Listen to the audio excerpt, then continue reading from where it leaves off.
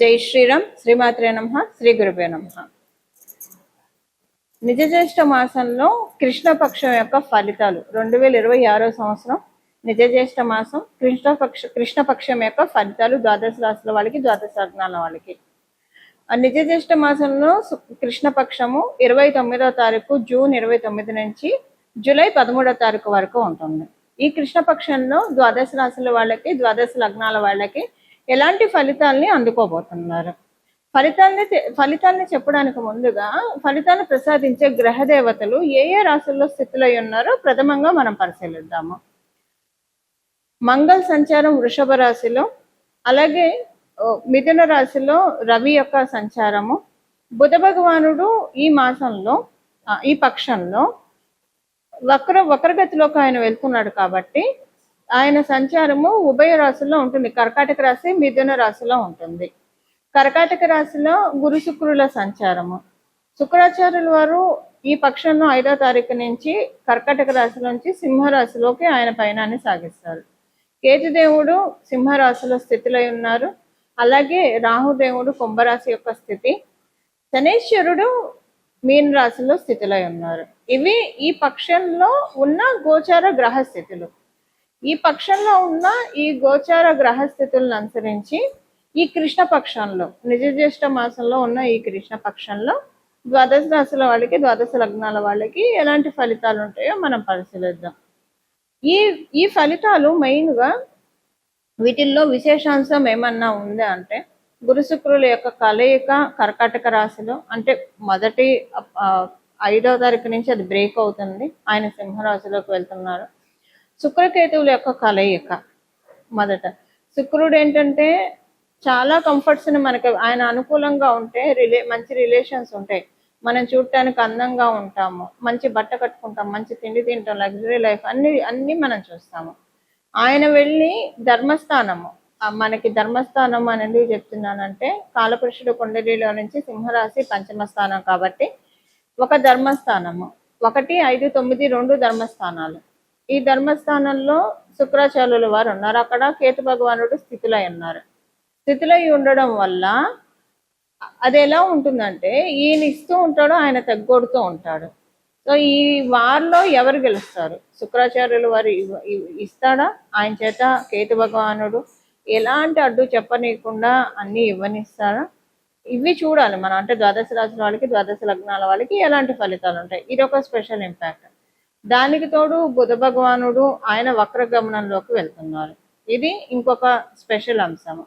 అన్ని ఏది ఎలా ఉన్నా సరే ఓవరాల్గా మనం చూసుకుంటే, ఓవరాల్గా చూస్తే ఈ పక్షంలో ద్వాదశ రాశుల వాళ్ళకి, ద్వాదశ లగ్నాల వాళ్ళకి, అందరికీ 27 నక్షత్రాల వాళ్ళకి, వీళ్ళు వాళ్ళని కాకుండా ప్రతి ఒక్కళ్ళకి గురువు యొక్క బలం ఉండడం, గురువు యొక్క కృప విశేషంగా ఉండడము, ఇది ఒక మేజర్ పాయింట్. అందరికీ కూడా ఒక కీ పాయింట్ అనుకోండి. దీనివల్ల మిగతా గ్రహస్థితులు ఎలాగున్నా కూడా వాటి వల్ల ఎక్కువగా ఇబ్బంది ఉండదు. ఇప్పుడు ఉదాహరణకి ఇప్పుడు మేషరాశిలో పుట్టిన వాళ్ళకి శుక్రుడు మరియు కేతువు యుతి వల్ల సింహరాశిలో సంతానానికి సంబంధించిన ఇబ్బందులు రావచ్చు, సంతానానికి ఆరోగ్య సమస్యలు రావచ్చు. గురు భగవానుడు ఏం చేస్తాడు? ఆయన ఆచ్ఛాదన ఉంది కదా, ఆయన కర్కాటక రాశిలో ఉన్నాడు, సింహరాశిలో వీళ్ళిద్దరు ఉన్నారు.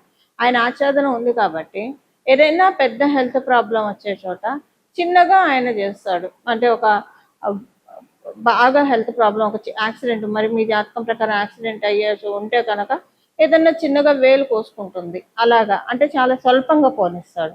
అసలుంటే పూర్తిగా ఏది తప్పించుకోలేం, కర్మను అనుభవించాల్సిందే. అలా ఒక్కొక్క రాశి వాళ్ళకి ఒక్కొక్కటి, వీళ్ళు శుక్రకేతువుల యుతి ఒక్కొక్క ప్రాబ్లమ్ని క్రియేట్ చేస్తూ ఉంటే మీ రాశి మీ లగ్నం ప్రకారం దాన్ని గురు భగవానుడు ఇంటెన్సిటీ తగ్గిస్తాడు. ఇప్పుడు బుధ భగవానుడు కూడా వక్రగమనంలో వెళ్తున్నాడు ఈ పక్షంలో. అది కొన్ని రాశుల వాళ్ళకి మంచిదే, చాలా మంచిది. ఏ రాశుల వాళ్ళకి మంచిది? ప్రథమంగా కర్కాటక రాశి వాళ్ళకి మంచిది, ఆయన వక్రగతిలోకి వెళ్ళడము. ధనుసు రాశి వాళ్ళకి మంచిది, మీన రాశి వాళ్ళకి మంచిది. ఇది మేష వృశ్చిక రాశి వాళ్ళకి ఇది న్యూట్రల్గా ఉంటుంది, మంచి ఉండదు, చెడు ఉండదు. అలాగే కుంభరాశి వాళ్ళకి, మకర రాశి వాళ్ళకి మంచి అంటే న్యూట్రల్, మంచి కాదు, వాళ్ళకి కొంచెం ఇబ్బంది ఉంటుంది. అంటే న్యూట్రల్ కంటే కొంచెం బిలో యావరేజ్ ఫలితాలు ఉంటాయి. మళ్ళీ వృషభ తులారాశుల వాళ్ళకంటే బిలో కంటే యావరేజ్ కంటే కొంచెం బిలో ఫలితాలు ఉంటాయి, న్యూట్రల్ కంటే కొంచెం బిలో ఫలితాలు ఉంటాయి. అయితే ఇక్కడ కూడా ఇదే పాయింట్, గురు భగవానుడు ఆచ్ఛాదన ఉంది కాబట్టి మిథున రాశిలో, అందులో ఆయన కర్కాటక రాశిలో ఉండి వక్ర గమనంలోకి వెళ్తున్నారు కాబట్టి ఏమన్నా చిన్న చిన్న నెగిటివ్ పాయింట్స్ ఉంటే వాటిని ఆయన్ని నెగేట్ చేసేస్తాడు గురు భగవానుడు, నలిఫై చేసేస్తాడు. అది ఇప్పుడు గురు భగవానుడు సమక్షంలో ఉండడం వల్ల సేఫ్ గార్డింగ్ అనేది చాలా హైగా ఉంది ద్వాదశ రాశి వాళ్ళకి, ద్వాదశ లగ్నాల వాళ్ళకి. మరి ఇంకెందుకు ఆలస్యం, మీ రాశి వాళ్ళకి, మీ లగ్నం వాళ్ళకి ఎలాంటి ఫలితాల నుంచి ఆయన కాపాడబోతున్నారు, అసలు ఏం మంచి రిజల్ట్స్ కూడా రాబోతున్నాయి, ఇవన్నీ మనం ఒకసారి చూద్దాము. మిథున రాశి, మిథున రాశి మిథున లగ్నంలో పుట్టిన వాళ్ళకి ఈ పక్షం అంతా కూడా అనుకూలంగానే ఉంది. కాకపోతే స్వయంకృతాపరాధాలు ఎక్కువగా జరుగుతాయి. మీకు తెలియకుండా మీకే అర్థమవుతుంది అది మిస్టేక్ చేసి జరిగింది మీ వల్లే, ఆ మిస్టేక్ వల్ల సఫర్ అవుతున్నారని అర్థమవుతుంది. ఇది పూర్వంలో మీరు చేసిన మిస్టేక్స్ అవ్వచ్చు, లేదా ఇప్పుడు చేసే మిస్టేక్ వల్ల కావచ్చు. మీకు తెలిసి తెలియకుండా చేసిన మిస్టేక్స్కి ఇప్పుడు మీకు అంటే ఇప్పుడు మీరు అనుభవిస్తున్నారు అని మీకు తెలుస్తుంది. ఇంకొకసారి కొన్నిసార్లు మనమే అంటే కొన్నిసార్లు ఎవరిని వాళ్ళే నిర్ణయించుకుంటారు, ఆ రోజు అలా చేయకుండా ఉండాల్సిందని చెప్పి. సో అలాంటి సిచ్యువేషన్ ఒకటి ఇప్పుడు అవుతుంది. అది ఈ పక్షంలో చోటు చేసుకోవచ్చు, లేదా ఇదివరకు కాలంలో చోటు చేసుకున్నది ఇప్పుడు మీకు దాని తాలూకు రిజల్ట్స్ అన్నా రావచ్చు. అది బాగా పశ్చాత్తాపడతారు, బాధపడతారు అసలు. కాకపోతే ఒకటి ఇప్పుడు మిమ్మల్ని మీరు రిఫైన్ చేసుకునే సమయం కూడా, సరే జరిగింది ఏదో జరిగిపోయింది, ఇక్కడ నుంచి ఎలాగా కరెక్ట్గా అంటే ఎలాగ ఇలాంటివి జరగకుండా చూసుకోవాలన్న ఆలోచన, అన్న థాట్ ప్రాసెస్ కూడా మీకు డెవలప్ అవుతుంది. నేను మొదటి చెప్పినట్టు గురుబలం బాగా ఉండడం వల్ల ఇది పెద్దగా మిమ్మల్ని ఎక్కువగా ఇబ్బంది పెట్టకుండానే బయటపడతారు ఈ ప్రాబ్లం నుంచి. అంటే ఎంతలో పోవాల్సింది ఇంతలో పోయిందని కూడా అనుకోవచ్చు. బయటపడతారు అనే కంటే కొంచెం మీరు ఎక్కువగా దీనివల్ల స్ట్రెస్ ఫీల్ అయితేనే మీకు మీ జన్మ జాతకంలో ఉన్న ఏదో ఒక పెద్ద దోషాన్ని గురు భగవానుడు తీసేయడానికి దీనికి దాన్ని వేవర్ చేస్తాడు. అందువల్ల ఒక్కొక్కసారి మీకు ఇప్పుడు వచ్చిన ఈ కష్టము, ఒక్కోసారి కష్టాలు వస్తే ఇంకంటే కాలవశాత్తు వచ్చాయి, దానివల్ల మనకి ఏమీ బెనిఫిట్ కూడా ఉండదు. బట్ ఇప్పుడు బెనిఫిట్ ఏంటంటే మీ జన్మ జాతకంలో ఉన్న దోషాన్ని గురు భగవానుడు తీసేస్తూ ఉన్నారు. కాబట్టి ఇక్కడ మీరు దీన్ని బేర్ చేయాలి. కమ్యూనికేషన్స్ విషయంలో జాగ్రత్తగా ఉండండి. ముఖ్యంగా మీరు ఆడవాళ్ళైనా మగవాళ్ళైనా ఎవరితో అయినా మాట్లాడేటప్పుడు కొంచెం జాగ్రత్త వహించాలి. మీ సిబ్లింగ్స్ తోటి జాగ్రత్తగా ఉండాలి. వాళ్ళ వల్ల మీకు అసలు అంటే వాళ్ళ వల్లే మీకు ఇబ్బందులు వస్తున్నాయని మీకు అనిపిస్తుంది, లేదా మీ ఇరుగు పొరుగు వాళ్ళ వల్ల, మీ కొలీగ్స్ వల్ల మీకు ఇబ్బందులు వస్తాయి, అంటే మీ సిబ్లింగ్స్ కాకపోతే వీళ్ళ వల్ల ఇబ్బంది వస్తున్నట్టు అనిపిస్తుంది. ఫైనాన్షియల్ మ్యాటర్స్లో కొంచెం జాగ్రత్తగా ఉండండి. ఆన్లైన్ మోసాలు జరిగే ఛాన్సెస్ ఉంది. మిస్ ట్రాన్సాక్షన్స్, మోసం కాకపోతే ఒకళ్ళకి పంపించబోయి ఒకళ్ళకి పంపించే ఛాన్స్ ఉంది. ఆ తర్వాత అది మీరు రాబట్టుకోవడానికి చాలా ప్రయత్నాలు చేయాల్సి వస్తారు.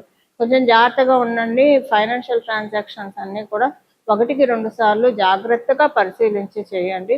దానివల్ల ఏంటంటే మీకు ఇబ్బందులు రాకుండా రక్షించబడతారు. ఇవి ఈ పక్షం యొక్క ఫలితాలు మిథున రాశి మిథున లగ్నంలో పుట్టిన వాళ్ళకి. ఈ పక్షంలో నేను ఆల్రెడీ మీకు మొదట్లోనే చెప్పాను, గురుబలం చాలా అధికంగా ఉంది కాబట్టి అమ్మవారిని గురుమూర్తి రూపంలో ఆరాధించాలి. అంటే ఎలా ఆరాధిస్తారు? శారదా రూపంలో ఆరాధించవచ్చు, సరస్వతి అమ్మవారి రూపంలో ఆరాధించవచ్చు, రాజశ్యామల అమ్మవారి రూపంలో ఆరాధించవచ్చు, గాయత్రి మాత రూపంలో ఆరాధించవచ్చు, విద్యాలక్ష్మి రూపంలో ఆరాధించవచ్చు. ఇలాగా అమ్మవారిని గురుమూర్తి రూపంలో ఆరాధించడం చాలా మంచి ఉత్తమమైన ఫలితాలని ద్వాదశ రాశుల వాళ్ళకి, ద్వాదశ లగ్నాల వాళ్ళకి కూడా కలుగుతుంది. అలా అమ్మవారి యొక్క ఆరాధన చాలా మెయిన్గా ఉంటుంది. లేదా మనము మామూలుగా చూసుకుంటే కనుక దక్షిణామూర్తి స్వామి వారిని, దత్తాత్రేయుల వారిని, కృష్ణుడిని, ఇలాగా మీకు ఇష్టమైన దేవీ దేవతలు గురుతత్వంలో ఉండే వాళ్ళని కూడా ఆరాధించవచ్చు. ఎలాగ ఆరాధించినా మీరు దేవీ దేవతల్ని ఎవరినైనా గురుతత్వ రూపంలో ఉండే దేవీ దేవతల్ని ఎవరిని ఆరాధించినా కూడా శీఘ్రంగా మంచి ఫలితాలు మాత్రమే ఉంటాయి. అందులో ఎలాంటి ఇబ్బంది లేదు.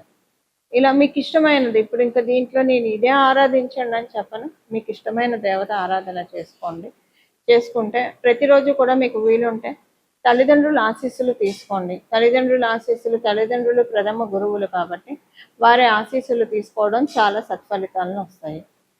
ఉదాహరణకి మీ తల్లిదండ్రులు మీరు విదేశాల్లో ఉన్నారు, లేదా మీరు ఉద్యోగరీత్యా వ్యాపార రీత్యా వేరే ప్రదేశంలో ఉన్నారు. మీ తల్లిదండ్రులు మీకు అందుబాటులో లేరు. అప్పుడు లక్ష్మీనారాయణలకి శివపార్వతులకి దండం పెట్టండి. వాళ్ళే ఆది దంపతులు కదా, శివపార్వతులు లక్ష్మీనారాయణ. వాళ్ళే మనందరికీ పితరో వందే పార్వతీ పరమేశ్వరు అని చెప్తాం. వాళ్ళే మనందరికీ తల్లిదండ్రులు. వాళ్ళ పాదాలకి ప్రణామం చేయండి.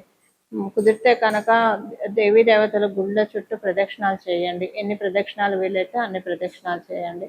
ఇలా ఇవన్నీ చేస్తే కనుక ఈ పక్షం అంతా కూడా దైవ బలాన్ని ఇంకా క్రోడీకరించుకోవడానికి చక్కటి సదావకాశం గోచార రీత్యా మనందరికీ కూడా కలుగుతాయి.